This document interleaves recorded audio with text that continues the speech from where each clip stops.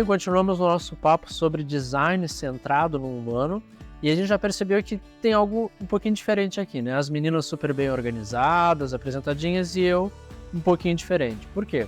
Porque a gente estava conversando justamente sobre como que a gente pode, através de várias questões do espaço ou até mesmo de como nós nos relacionamos com o espaço, pode mudar o nosso nível comportamental em vários quesitos, né? A gente começa a falar sobre flexibilidade, modularidade, mobilidade, como que o espaço consegue nos auxiliar com isso. Isso vai ser uma estratégia de projeto, mas isso também vai ser através de mobilização que a gente faz através de elementos que vão compor esse espaço. Quando a gente começa a trazer esses quesitos, esses elementos, a gente vai entendendo que para que eu possa me apropriar de um espaço e efetivamente considerá-lo meu, né, desejar estar ali, eu preciso ter essa dinâmica, assim como a gente faz em casa, né? De vez em quando a gente quer mudar uma coisa de lugar, de acordo com uma necessidade nossa, a gente vira uma poltrona, mexe em um determinado mobiliário, de igual forma vai acontecer no espaço de trabalho. Então, quando a gente fala de quesitos que vão trazer ou exigir de mim uma determinada demanda, uma determinada entrega, o modo como eu posso me apropriar desse espaço vai fazer muita diferença.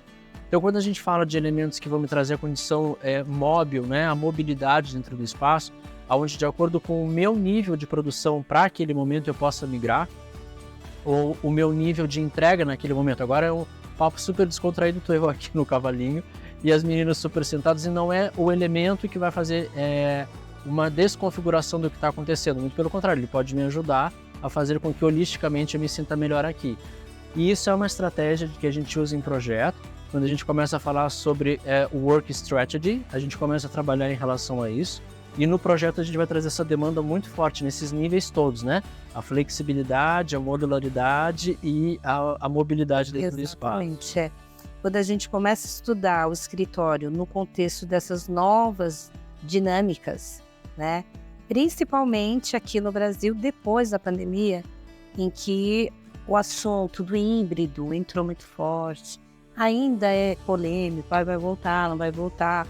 A questão é o seguinte: hoje nós precisamos considerar que nem todo mundo vai estar no escritório ao mesmo tempo.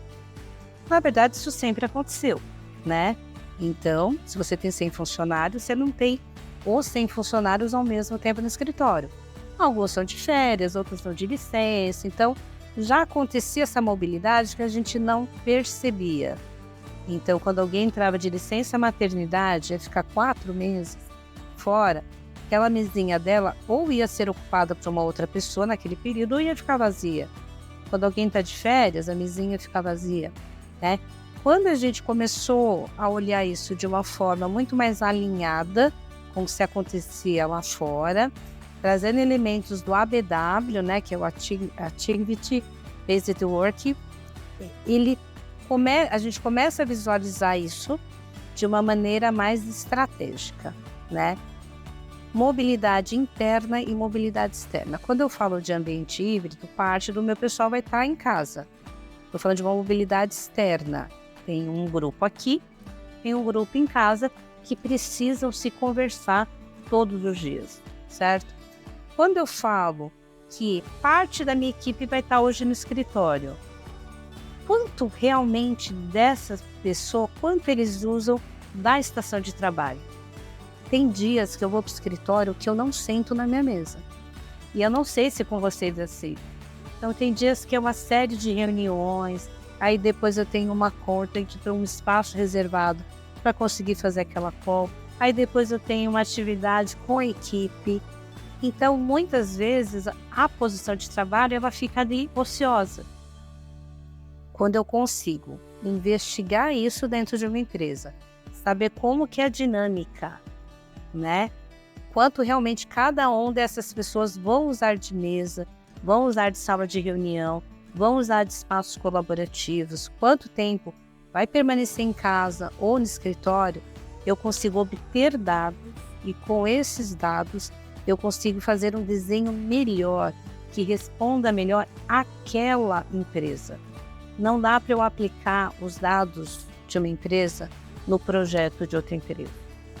Isso a gente consegue entendendo questões como mobilidade, né?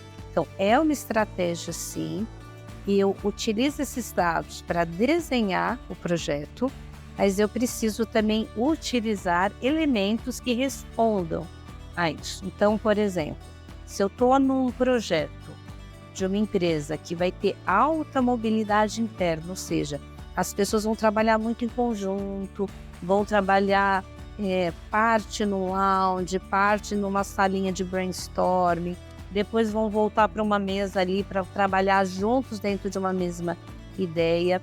E eu preciso conseguir identificar ali soluções que respondam a isso. Então, os ambientes também têm que ter essa flexibilidade, essa qualidade de se adequar à atividade que vai ser feita. E eu acho que este é o diferencial de você ter produtos pensados a partir dessa premissa. Exato. Como você falou, né, essa questão da mobilidade sempre existiu antes da pandemia e a dinâmica do trabalho também, as dinâmicas que acontecem dentro do escritório também, né, o trabalho colaborativo existia, o híbrido, mas de uma forma menos determinada, né, e a gente tem vários móveis que já atendiam essa necessidade, né. O SM é um exemplo de um móvel da década de 60, ele é de 1965 e ele traz essa modularidade e mobilidade também para o escritório, porque a partir de tubos e esferas você consegue fazer várias configurações e mudá-las de acordo com a necessidade da sua dinâmica atual. Porque é isso, hoje talvez precisamos trabalhar de uma maneira, mas daqui a pouco, com uma redução ou por uma outra dinâmica né, do mundo e do mercado, a gente precisa adaptar esse mobiliário e transformar o escritório. Que hoje os espaços precisam ser mais dinâmicos e responder a essas demandas de cada empresa, né, de cada colaborador, também de cada equipe, porque equipes dentro de uma mesma empresa trabalham diferentes. Eu acho que uma coisa super interessante que a gente tem visto com uma certa frequência, né? O híbrido ele vai além só do conceito de trabalhar de casa, trabalhar do escritório, né? Dentro dos espaços, os espaços eles têm que ser híbridos também. Então o que a gente costuma ver? Salas de reuniões, que a gente até propõe de repente uma mesa rebatível, que é aquela mesa que recolhe, por quê? Esse espaço ele também serve para uma sala de treinamento, ele também serve para um evento, né? Então o cliente tem que ter algumas soluções com que ele consiga readaptar com muita facilidade, sem precisar de uma grande desmobilização, para poder reaproveitar aqueles espaços.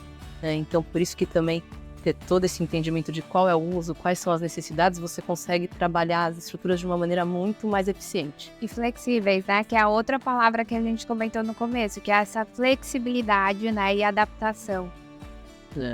E eu acho que aqui a gente consegue fazer uma amarração de algo que a gente trabalha muito, né, em neuroarquitetura, especificamente sobre as questões de como nós trabalhamos internamente o neuro, bio e UX, né, a parte de neuroarquitetura, design biofílico e experiência do usuário que a gente está trazendo aqui, mas eu acho que esse ponto de termos as possibilidades dessa transformação, ela entra muito na questão também da sustentabilidade, porque se nós pegarmos um elemento como esse que você acabou de mostrar, se eu mudo de espaço, ele se adequa ao espaço novo. Quer dizer, eu não preciso ficar trocando nesse... Se eu jogar ele fora e comprar o novo. Exatamente, eu consigo transformá-lo em uma nova utilização. Essa eu acho que é a grande sacada desse imobiliário, porque ele tem o princípio da retrocompatibilidade.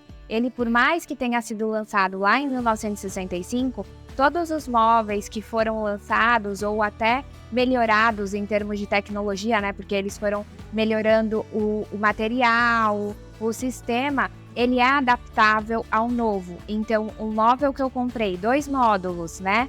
Falando de modularidade, lá em 65, por exemplo, e eu quero complementar, colocar mais módulos, eu posso, porque esse móvel ainda atende, né? Ele consegue juntar. Então, eles têm esse princípio desde o começo e além de ser um design atemporal, né? Que vai também contribuir ali para a estética do escritório. E você também tem a possibilidade de ficar imputando as tecnologias, né? Iluminação, eletrificação, etc. E foi evoluindo, né? Então hoje você já tem no mobiliário, além da modularidade, você já tem conceitos de eletricidade, tecnologia, entrada de USB. E hoje já está chegando a parte também da biofilia, do design biofílico, né? Então, podendo colocar vegetação de uma maneira controlada, já pensando também no processo de manutenção, Sim, né? Porque a gente sabe que em escritórios você precisa ter não só a proposta do produto, mas também o como você cuida dele depois, né? E o grande objetivo é fazer com que o ambiente seja o mais fluido possível, ou seja, que eu consiga navegar e me apropriar dele sem necessariamente ter que racionalizar sobre isso, né? Aí a gente fala de segurança psicológica, apropriação, é isso que a gente está fazendo aqui.